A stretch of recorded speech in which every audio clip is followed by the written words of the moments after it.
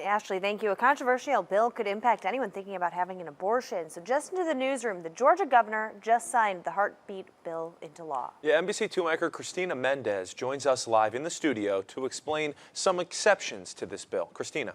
The bill does not apply to women whose health is in danger. Rape and incest victims could also get abortions before the 20-week mark, only if a police report is filed, though. The Georgia governor says the bill, quote, speaks for those who cannot speak for themselves.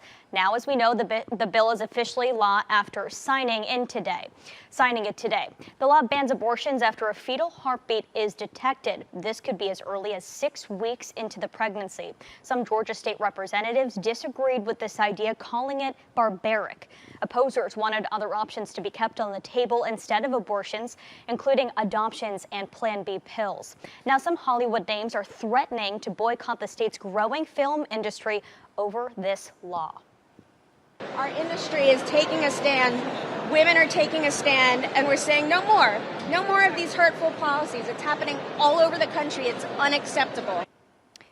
And speaking of all over the country, a similar abortion law in Iowa was declared unconstitutional.